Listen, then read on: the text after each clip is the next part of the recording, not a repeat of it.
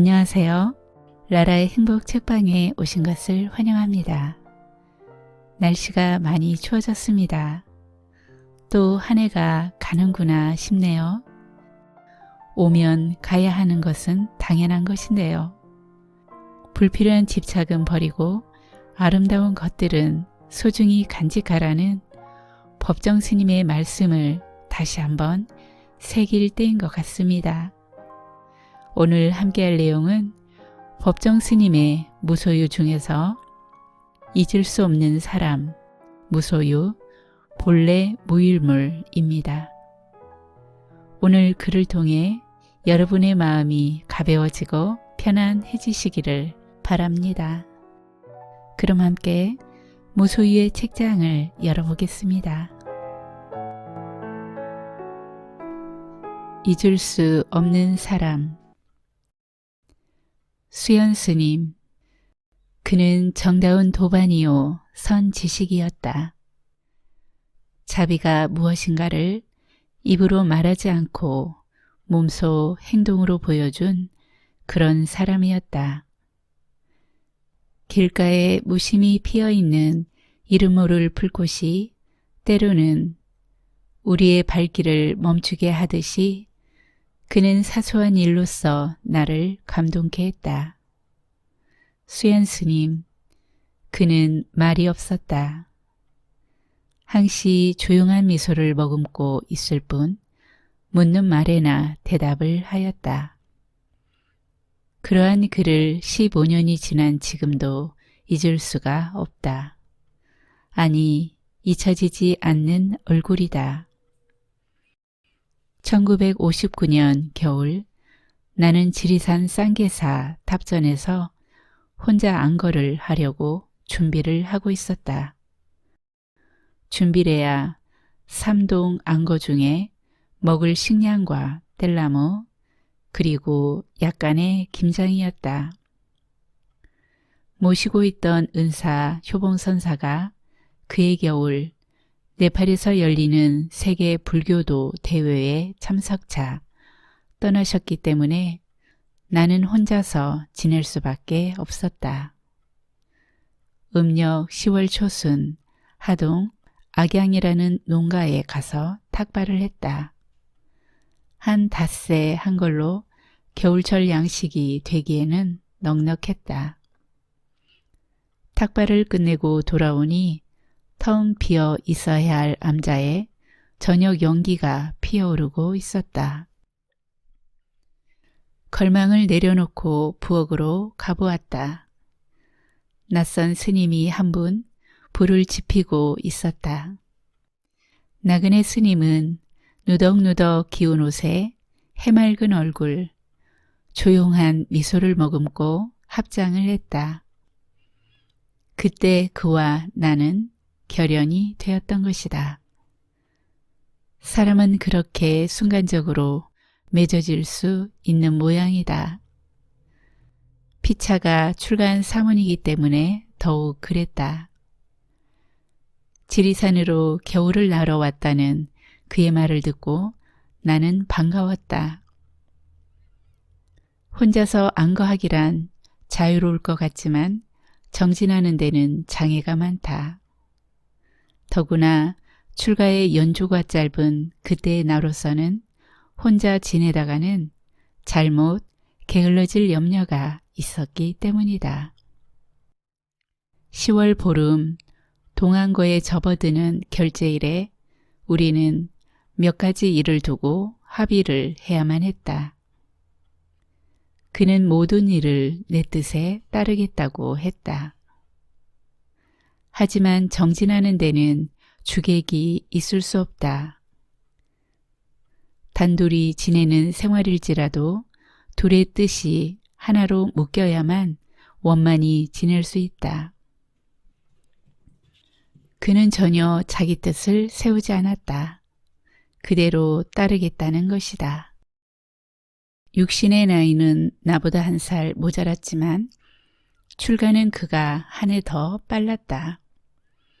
그는 학교 교육은 많이 받은 것 같지 않았으나 천성이 차분한 인품이었다. 어디가 고향이며 어째서 출가했는지 서로가 묻지 않는 것이 승가의 예절임을 아는 우리들은 지나온 자취 같은 것은 알 수가 없다. 그리고 알 필요도 없다. 다만 그 사람의 언행이나 억양으로 미루어 교양과 출신지를 짐작할 따름이다. 그는 나처럼 혼한 사투리를 쓰고 있었다. 그리고 그는 소화 기능이 안 좋은 것 같았다. 나는 공양주를 하고 그는 국과 찬을 만드는 채공을 보기로 했다. 국을 끓이고 찬을 만드는 그의 솜씨는 보통이 아니었다. 시원치 않은 감일지라도 그의 손을 거치면 감노미가 되었다. 나는 법당과 정랑의 청소를 하고 그는 큰방과 부엌을 맡기로 했다. 그리고 우리는 하루 한 끼만 먹고 참선만을 하기로 했었다. 그때 우리는 초발심한 풋내기 사문들이라 계율에 대해서는 시퍼랬고 바깥일에 팔림이 없이 정진만을 열심히 하려고 했다. 그해 겨울 안거를 우리는 무사히 마칠 수 있었다. 그 뒤에 한 일이지만 아무런 장애 없이 순일하게 안거를 보내기란 결코 쉬운 일이 아니다. 이듬해 정월 보름은 안거가 끝나는 해제일. 해제가 되면 함께 행각을 떠나 여기저기 절 구경을 다니자고 우리는 그 해제철을 앞두고 마냥 부풀어 있었다. 그런데 해제 전날부터 나는 시름시름 앓기 시작했다. 며칠 전에 차물로 목욕한 여독인가 했더니 열이 오르고 구미가 뚝 끊어졌다. 그리고 자꾸만 오한이 드는 것이었다. 해제는 되었어도 길을 떠날 수가 없었다. 산에서 앓으면 답답하기 짝이 없다. 수행자는 성할 때도 늘 혼자지만 앓게 되면 그런 사실이 구체적으로 느껴진다. 약이 있는 것도 아니고 가까이에 의료기관도 없다. 그저 앓을 만큼 앓다가 낫기를 바랄 뿐이다. 그리고 그때 우리는 철저하게 무소유였다. 밤이면 헛소리를 친다는 내 머리맡에서 그는 줄곧 앉아 있었다. 목이 마르다고 하면 물을 떠오고 이마에 찬 물수건을 갈아주느라고 자지 않았다. 그러던 어느 날 아침 그는 잠깐 아랫마을에 다녀오겠다고 나가더니 한낮이 되어도 돌아오지 않았다.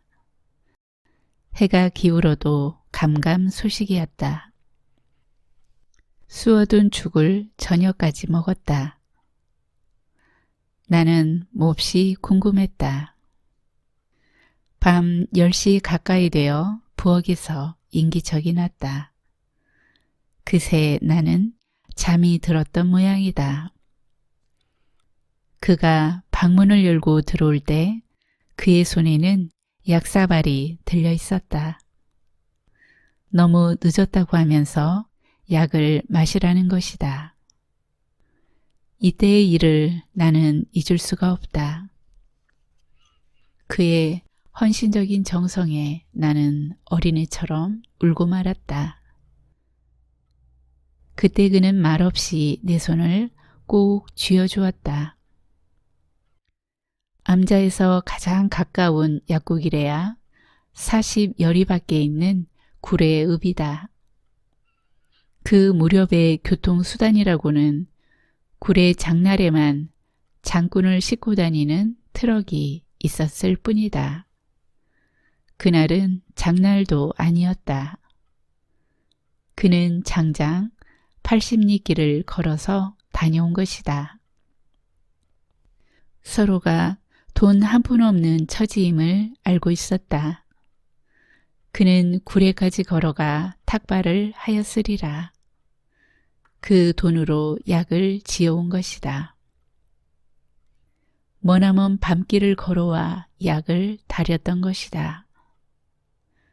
자비가 무엇인가를 나는 평생 처음 온 심신으로 절절하게 느낄 수 있었다. 그리고 도반의 정이 어떤 것인지도 비로소 체험할 수 있었다. 그토록 간절한 정성에 낫지 않을 병이 어디 있겠는가. 다리가 좀 휘청거리긴 했지만 그 다음 날로 나는 거동하게 되었다. 그때 우리가 거처하던 암자에서 오리남짓 깊숙이 올라가면 폭포 곁에 토구를 짓고 참선하는 노 스님 한 분이 계셨다. 노 스님이 무슨 볼일로 동구 밖에 다녀 올라치면 을에 우리들 초소에 들르곤 했다. 그때마다 노 스님이 메고 온 걸망은 노 스님보다 먼저 토굴에 가 있었다. 그가 아무 말도 없이 져다 주기 때문이었다.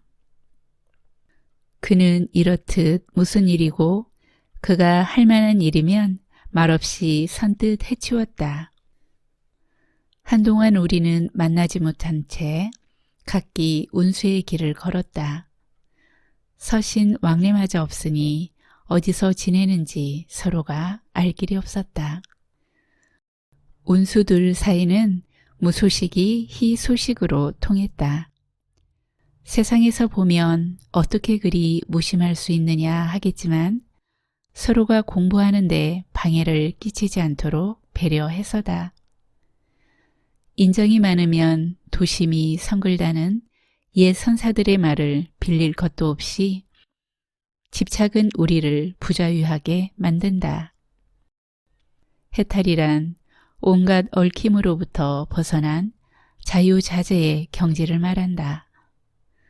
그런데 그 얽힘의 원인은 다른 데 있지 않고 집착에 있는 것이다.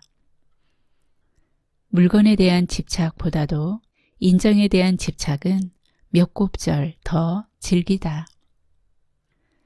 출가는 그러한 집착의 집에서 떠남을 뜻한다. 그러기 때문에 출가한 사문들은 어느 모로 보면 비정하리만큼 금속성에 가깝다. 그러나 그러한 냉기는 어디까지나 긍정의 열기로 향하는 부정의 단계다. 긍정의 지평에 선 보살의 자비는 봄볕처럼 따사롭다. 내가 해인사로 들어가 퇴설선원에서 안거하던 여름, 들려오는 풍문에 그는 오대산 상원사에서 기도를 하고 있다고 했다. 여름 살림이 끝나면 그를 찾아가 보리라 마음먹고 있었더니 그가 먼저 나를 찾아왔다. 지리산에서 헤어진 뒤 다시 만나게 된 우리는 서로 반겼다. 그는 여전히 조용한 미소를 머금고 있었다. 함께 있을 때보다 안색이 못했다. 알았느냐고 물으니 소화가 잘 안 된다고 했다. 그럼 약을 먹어야 하지 않겠느냐 했더니 괜찮다고 했다. 그가 퇴설당에 온 후로 솜돌 위에는 전에 없이 변화가 일기 시작했다. 연암은 켤레되는 고무신이 한결같이 하얗게 닦여 가지런히 놓여있곤 했다. 물론 그의 밀행이었다. 노 스님들이 빨려고 옷가지를 벗어놓으면 어느새 말끔히 빨아 풀먹여 다려놓기도 했다. 이러한 그를 보고 스님들은 자비보살이라 불렀다. 그는 공양을 형편없이 적게 하였다. 물론 이제는 우리도 삼시세끼를 스님들과 함께 먹고 지냈다. 어느 날 나는 사무실에 말하고 그를 억지로 데리고 대구로 나갔다. 아무래도 그의 소화기가 심상치 않았다. 진찰을 받고 약을 써야 할 것 같았다. 버스 안에서였다. 그는 호주머니에서 주머니 가를 꺼내더니 창틀에서 빠지려는 나사모 2개를 쥐어 놓았다. 무심히 보고 있던 나는 속으로 감동했다. 그는 이렇듯 사소한 일로 나를 흔들어 놓았다. 그에게는 내 것이네 남의 것이네 하는 분별이 없는 것 같았다. 어쩌면 모든 것을 자기 것이라 생각했는지 모른다. 그러기 때문에 사실은 하나도 자기 소유가 아니다. 그는 실로 이 세상의 주인이 될 만한 사람이었다. 그해 겨울 우리는 해인사에서 함께 지내게 되었다. 그의 건강을 걱정한 스님들은 그를 자유롭게 지내도록 딴 방을 쓰라고 했다. 그러나 그는 대중과 똑같이 큰 방에서 정진하고 울력에도 빠지는 일이 없었다. 그러다가 반살림이 지날 무렵에서 그는 더 버틸 수가 없도록 약해졌다. 치료를 위해서는 산중보다 시처가 편리하다. 진주에 있는 포교당으로 그를 데리고 갔었다. 거기에 묵으면서 치료를 받도록 하기 위해서였다. 사흘이 지나자 그는 나더러 안거 중이니 어서 돌아가라고 했다. 그의 병세가 많이 회복된 것을 보고 친분이 있는 포교당 주지 스님과 신도 한 분에게 간호를 부탁했다. 그가 하도 나를 걱정하는 바람에 나는 일주일 만에 귀사했다. 두고 온 그가 마음에 걸렸다. 전해오는 소식에는 많은 차도가 있다고 했지만 그 겨울 가야산에는 눈이 많이 내렸다. 한 주일 남짓 교통이 두절될 만큼 내려 쌓였다. 밤이면 이 골짝 저 골짝에서 나무 넘어지는 소리가 요란했다. 아름드리 소나무가 눈에 꺾인 것이다. 그 고집스럽고 정정한 소나무들이 한 송이 두 송이 쌓이는 눈의 무게에 못 이겨 꺾이고 마는 것이다. 모진 비바람에도 끄떡않던 나무들이 부드러운 것 앞에 꺾이는 오묘한 이치를 산에서는 역력히 볼 수 있었다. 꺾여진 나무를 저 들이다가 나는 바른 쪽 손목을 삐었다. 한동안 침을 맞는 둥 애를 먹었다. 그 무렵 나는 조그만 소포를 하나 받았다. 펼쳐보니 삔대에 바르는 약이 들어있었다. 어떻게 알았는지 그가 사보낸 것이다. 말이 없는 그는 사연도 띄우지 않은 채였다. 나는 슬픈 그의 최후를 되새기고 싶지 않다. 그가 떠난 뒤 분명히 그는 나의 한 분신이었음을 알 것 같았다. 함께 있던 날짜는 1년도 못 되지만 그는 많은 가르침을 남겨주고 갔다. 그 어떤 선사보다도 다문의 경사보다도 내게는 진정한 도반이요 밝은 선 지식이었다. 구도의 길에서 안다는 것은 행에 비할 때 얼마나 보잘것없는 것인가. 사람이 타인에게 영향을 끼치는 것은 지식이나 말에 의해서가 아님을 그는 깨우쳐 주었다.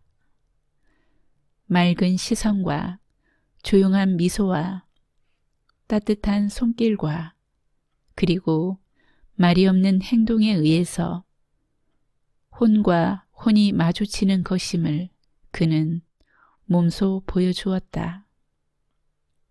수연, 그 이름처럼 그는 자기 둘레를 항상 맑게 씻어주었다.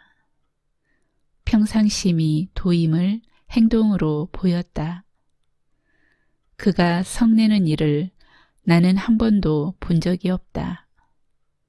그는 한 말로 해서 자비의 화신이었다. 그를 생각할 때마다 사람은 오래 사는 것이 문제가 아니라 어떻게 사느냐가 문제로 떠오른다.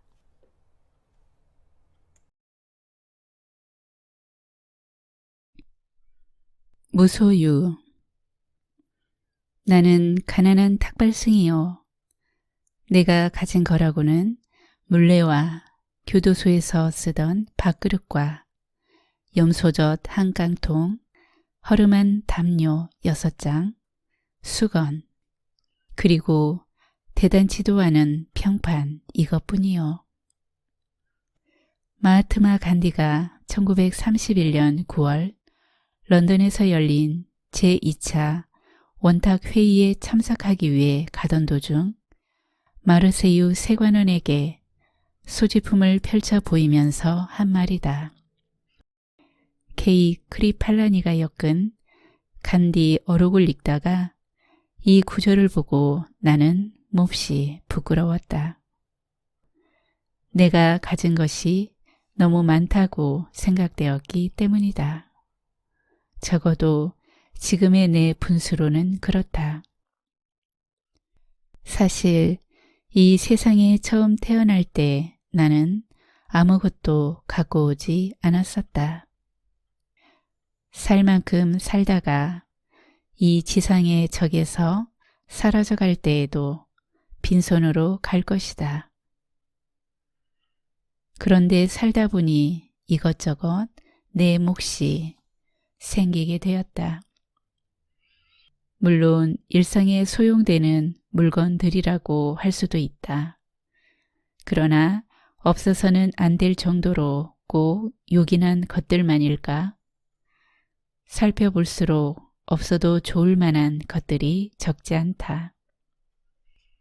우리들이 필요에 의해서 물건을 갖게 되지만 때로는 그 물건 때문에 적잖이 마음이 쓰이게 된다. 그러니까 무엇인가를 갖는다는 것은 다른 한편 무엇인가에 얽매인다는 뜻이다. 필요에 따라 가졌던 것이 도리어 우리를 부자유하게 얽어맨다고 할 때 주객이 전도되어 우리는 가짐을 당하게 된다.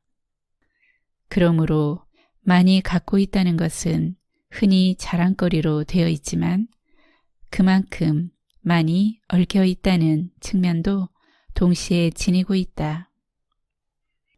나는 지난해 여름까지 난초 2분을 정성스레 정말 정성을 다해 길렀었다. 3년 전 거처를 지금의 달의 헌으로 옮겨왔을 때 어떤 스님이 우리 방으로 보내준 것이다. 혼자 사는 거처라 살아있는 생물이라고는 나하고 그 애들 뿐이었다. 그 애들을 위해 관계 서적을 구해다 읽었고 그 애들의 건강을 위해 하이포넥스인가 하는 비료를 구해오기도 했었다. 여름철이면 서늘한 그늘을 찾아 자리를 옮겨 주어야 했고 겨울에는 그 애들을 위해 실내 온도를 내리곤 했다. 이런 정성을 일찍이 부모에게 바쳤더라면 아마 효자 소리를 듣고도 남았을 것이다. 이렇듯 애지중지 가꾼 보람으로 이른 봄이면 은은한 향기와 함께 연두빛 꽃을 피워 나를 설레게 했고 잎은 초승달처럼 항시 청청했었다. 우리 달의원을 찾아온 사람마다 싱싱한 낭초를 보고 한결같이 주어라 했다.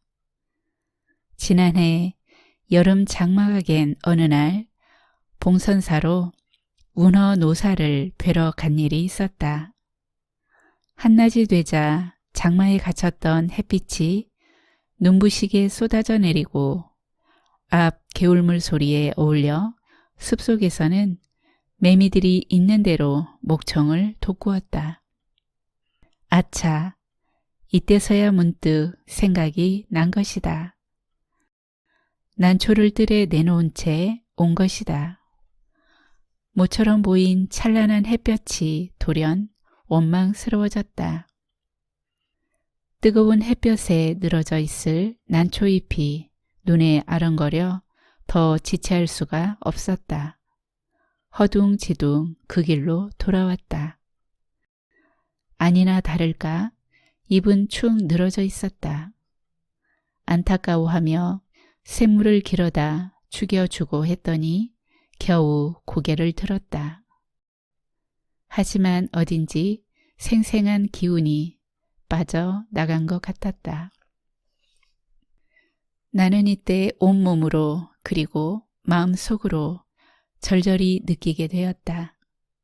집착이 괴로움인 것을. 그렇다. 나는 난초에게 너무 집념한 것이다. 이 집착에서 벗어나야겠다고 결심했다.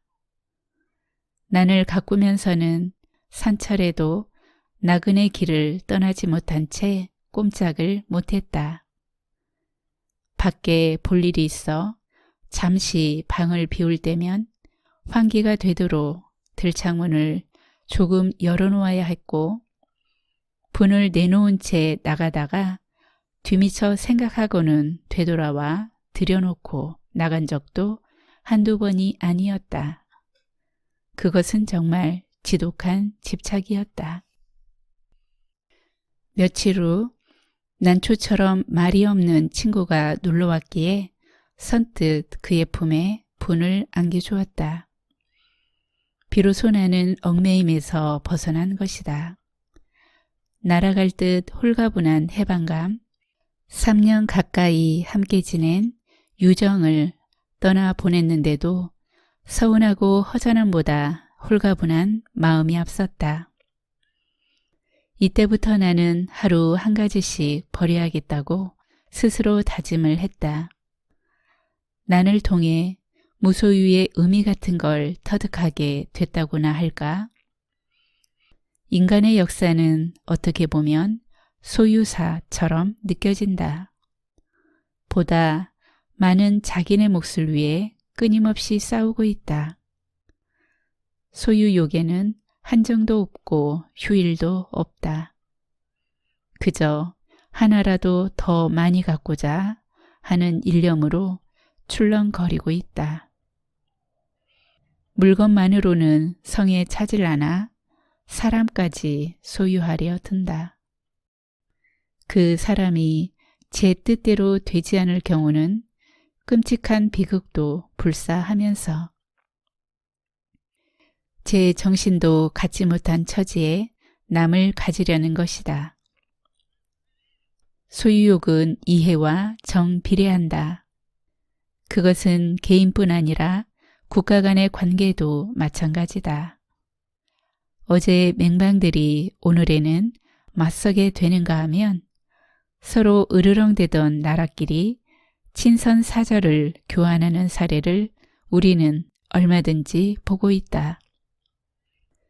그것은 오로지 소유에 바탕을 둔 이해관계 때문이다. 만약 인간의 역사가 소유사에서 무소유사로 그 방향을 바꾼다면 어떻게 될까? 아마 싸우는 일은 거의 없을 것이다. 주지 못해 싸운다는 말은 듣지 못했다. 간디는 또 이런 말도 하고 있다. 내게는 소유가 범죄처럼 생각된다. 그가 무엇인가를 갖는다면 같은 물건을 갖고자 하는 사람들이 똑같이 가질 수 있을 때 한한다는 것. 그러나 그것은 거의 불가능한 일이므로 자기 소유에 대해서 범죄처럼 자책하지 않을 수 없다는 것이다. 우리들의 소유관념이 때로는 우리들의 눈을 멀게 한다. 그래서 자기의 분수까지도 돌볼 새 없이 들뜬다. 그러나 우리는 언젠가 한 번은 빈손으로 돌아갈 것이다. 내 이 육신마저 버리고 홀홀이 떠나갈 것이다.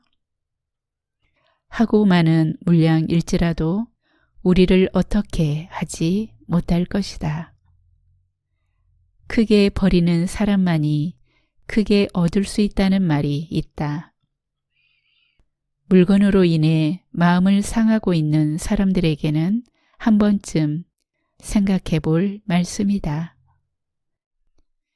아무것도 갖지 않을 때 비로소 온 세상을 갖게 된다는 것은 무소유의 또 다른 의미이다.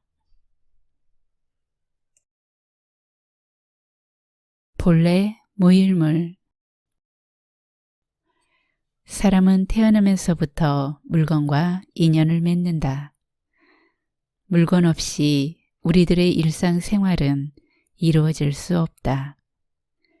인간을 가리켜 만물의 영장이라 하는 것도 물건과의 상관관계를 말하고 있는 것이다. 내면적인 욕구가 물건과 원만한 조화를 이루고 있을 때 사람들은 느긋한 기지개를 켠다. 동시에 우리들이 겪는 어떤 성질의 고통은 이 물건으로 인해서임은 더 말할 것도 없다. 그 중에도 더욱 고통스러운 것은 물건 자체에서보다도 그것에 대한 소유관념 때문이다. 자기가 아끼던 물건을 도둑 맞았거나 잃어버렸을 때 그는 괴로워한다. 소유관념이란 게 얼마나 지독한 집착인가를 비로소 체험하는 것이다. 그래서 대개의 사람들은 물건을 잃으면 마음까지 잃는 이중의 손해를 치르게 된다. 이런 경우 집착의 얽힘에서 벗어나 한 생각 돌이키는 회심의 작업은 정신위생상 마땅히 있음직한 일이다. 따지고 보면 본질적으로 내 소유란 있을 수 없다. 내가 태어날 때부터 가지고 온 물건이 아닌 바에야 내 것이란 없다. 어떤 인연으로 해서 내게 왔다가 그 인연이 다하면 가버린 것이다.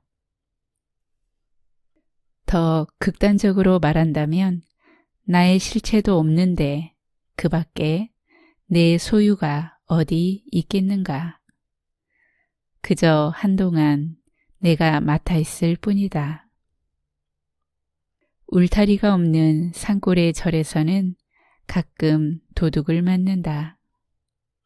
어느 날 외딴 남자의 밤 손님이 내방했다. 밤잠이 없는 노스님이 정랑을 다녀오다 뒷곁에서 인기척을 들었다. 웬 사람이 지게에 짐을 지워놓고 일어나려다 말고 하면서 끙끙거리고 있었다. 뒤주에서 쌀을 한 가마 잔뜩 퍼내긴 했지만 힘이 붙여 일어나지 못하고 있었던 것이다. 노스님은 지게 뒤로 돌아가 도둑이 다시 일어나려고 할 때 지그시 밀어주었다. 겨우 일어난 도둑이 힐끗 돌아보았다. 아무 소리 말고 치고 내려가게. 노스님은 밤 손님에게 나직이 타일렀다. 이튿날 아침 스님들은 간밤에 도둑이 들었다고 야단이었다. 그러나 노스님은 아무 말이 없었다. 그에게는 잃어버린 것이 없었기 때문이다. 본래 무일물, 본래부터 한 물건도 없다는 이 말은 성가에서 차원을 달리에 쓰이지만 물건에 대한 소유관념을 표현한 말이기도 하다. 그 후로 그 밤소님은 암자의 독실한 신자가 되었다는 후문이다.